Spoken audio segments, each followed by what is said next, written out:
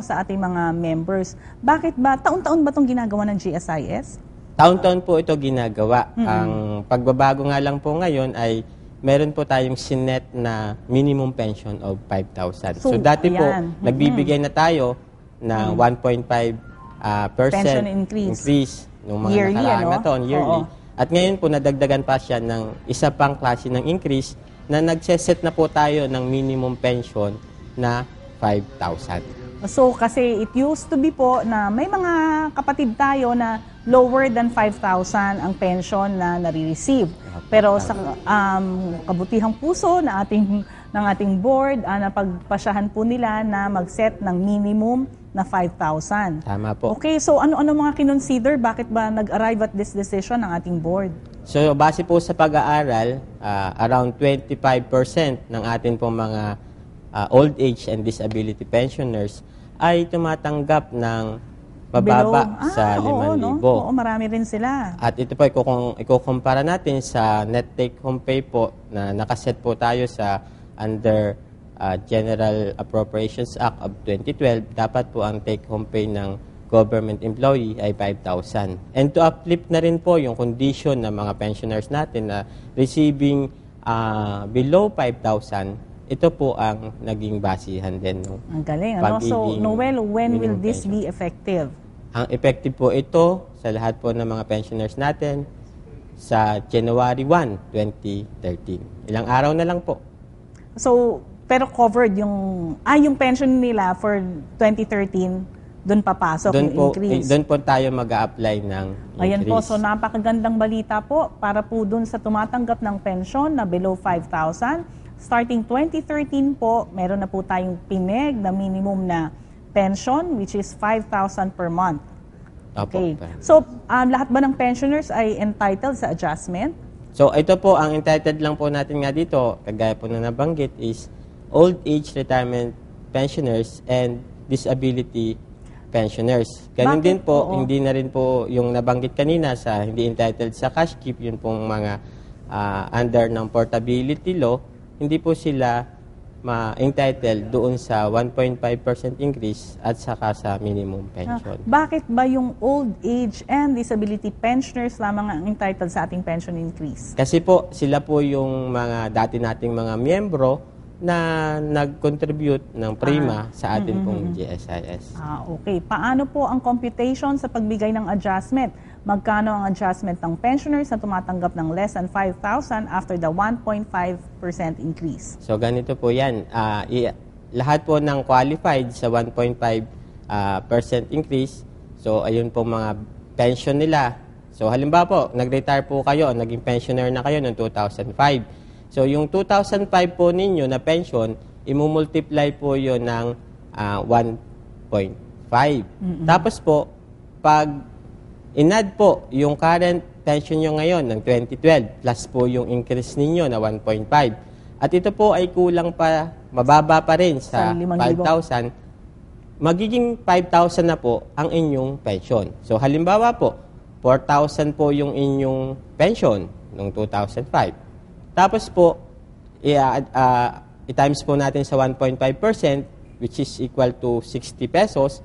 So 4,000 plus, kung ang inyong pong pension ngayon, halimbawa, dahil 2,005 pa nga po yun, yung pinagbasihan ng increase ng 1.5, ang inyong pong pension ngayon, halimbawa, ay 4,500.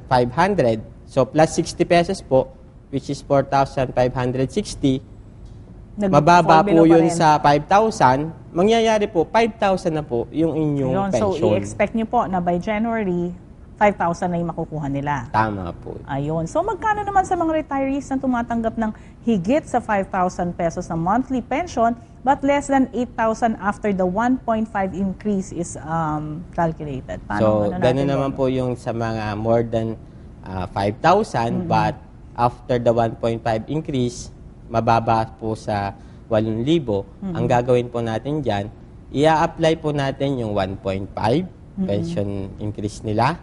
Tapos po, bibigyan pa natin sila, kung mababa po sila sa 8,000, dadagdagan pa po natin sila ng 200 pesos. May additional bonus pa sila. Opo. So, Wow. halimbawa po, 6,000 naman po yung pension na babasihan. Tapos po, ang 1.5 po nun ay 90 pesos. So, halimbawa po na naging pensioner ka lang, ngayon lang qualified ka na sa increase. So, 6,000 plus 90, so aadan pa natin ng 200. So, magiging 6,290 na ang kanyang pension sa 2030. 13. Wow, hindi na rin masama, ano? So, itong pension increase na to, how often do we give that? Ang pension increase po natin, binibigay nga po natin siya every January. So annual. Annual po. Annual ang kanilang pension increase. So, ayan po, good news po sa ating mga members and pensioners.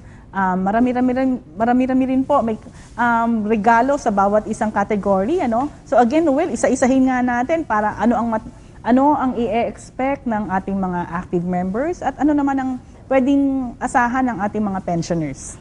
So, napakaganda pong balita ngayon pong Kapaskuhan at sa darating ding bagong taon sa ating mga active members and pensioners sapagkat magkakaroon nga po sila ng cash dividends and para po sa mga active members na ulitin po natin, dapat active po yung kanilang policy which is in force also for at least 1 year as of December 31, 2011. At gayon din naman po sa mga pensioners natin na old age and disability pensioners na makakatanggap po sila ng cash gift na equivalent po yan sa isang buwan, pero may mga, sabi ko nga po kanina, may maximum po tayo base po dun sa iba't ibang taon na pagbibigay. So, kung kayo po ay tumatanggap na ng pension cash gift, Christmas cash gift na 12,600, so patuloy nyo na po yung tatanggapin. At yun naman po sa mga bagong retirees natin na nag-qualified na po na maging tumanggap ng cash gift, ay ang maximum lang po nun ay 10,000. At yun naman po sa pension increase na napakalaking tulong sa mga pensioners natin na mabababa yung pension nila, na mababa po sa 5,000, magiging 5,000 na po yung inyong basic monthly pension. Yun nga lang po, may yung pong nag-retire or nag-avail ng portability law, Hindi siya sila po yun ay hindi ma-entitled sa minimum pension. So, at meron pa po tayong karagdagan pang 200 piso nga. Doon naman sa mga nagtatanggap ng more than 5,000, pero after po ng 1.5 increase, na yun po ay dati na rin natin ginagawa every year, at ang kanila pong pension ay mababa pa sa 8,000. So, ito po ay dadagdagan pa natin ng 200. So, yung 200 na yon ay monthly add-on Apo. sa kanilang pension. So, ayan po, may Christmas gift ka na, yung cash gift at cash dividend. Tawagin kong pang New Year yung yung pension increase, pension kasi increase. if that will be effective 2013. January 1, 2013. Okay, so effective January 1, 2013, good news po para sa mga tumatanggap ng dati-rati, tumatanggap ng below 5,000 na monthly pension. Expect nyo po sa pagpasok ng bagong taon, makakatanggap na po kayo ng at least 5,000 pesos na pension. Para po dun sa below naman 8,000, after i-apply yung increase sa 1.5%, meron pa po kayong additional na 200 pesos. So ayan, Noel, baka after mo ibigay ang ating good news sa ating mga members and pensioners, batiin mo na sila. Aabot ng Pasko, ha? Naka-credit na ba? Na ang atin pong, kayo po mga active members ay, ang iba po sa inyo ay marahil nakatanggap na ng mga text messages na na-credit na po ang inyong cash dividends. At yun naman po mga pensioners natin na qualified sa cash gift ay na-credit na po yung inyong mga cash gift. So, yun po, ang Merry Christmas po sa inyong lahat At para naman po dun sa mga entitled naman o mabababa sa 5,000 ang pension nyo, Happy New Year po. Kasi napakagandang New Year po yan na magiging 5,000 na po ang inyong basic monthly pension. At marami pong salamat sa inyo, Manager Bo, at sa lahat po ng mga nanonood, sa atin po mga executives and employees ng GSS, at sa lahat po ng members and pensioners, at yan din po ang mga institutional partners natin. Marami pong salamat sa inyong pagtangkilik dito sa GSS Members Hour. Again, maraming salamat, Mr. Noel Alvarez ng Technical Services Department for bringing us the good news para po sa ating mga members and pensioners. So, before we go on a break, panuurin po natin muna itong aming feature tungkol sa Kapitan LO, ang Christmas party po ng mga liaison officers ng GSIS.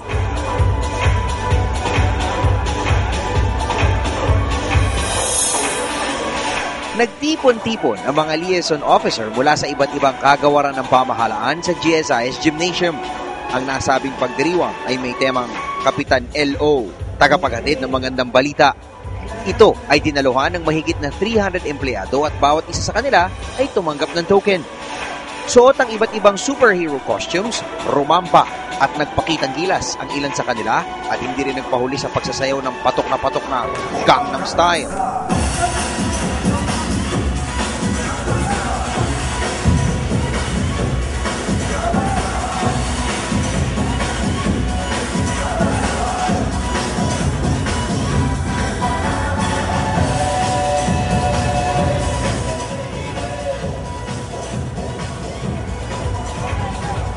Nagkaroon din ng pampasiklang bilang, mga palaro at raffle. Naging sentro ng selebrasyon ang paglalahad ng mga reforma ng GSIS na pinangungunahan ni PGM Robert G. Vergara. I want you to know that we at GSIS do recognize that without our liaison officers, our job will be that much more difficult. And it is really your efforts to bring to our members in your various offices that we're able to really connect and reestablish the ties that might have been broken as a result of the last 10 years maybe of a very difficult period in GSIS's history with its members. So, is there good news? Well, you know, I think in the first 18 months that we've established the new management approach and style at GSIS, we did quite a lot. And maybe as liaison officers, we have not really been very communicative to you about what these changes were, because we were also trying to implement these changes in-house. So let me just very briefly go through them and spend more time about the new ones that we are implementing. Isa na dito ay ang pagpapahintulot sa mga empleyado na magpatuloy sa kanilang serbisyo kahit sila ay sumapit na sa gulang na 65. Ito ay base sa obserbasyon na madalas na nagbubunga ng negatibong epekto sa kalusugan ng mga retiradong empleyado ang biglaang pagtigil sa kanilang trabaho. Sa kabuuan, ang pagdiriwang ay nagbigay daan upang maihatid sa mga kawani ang magandang balita.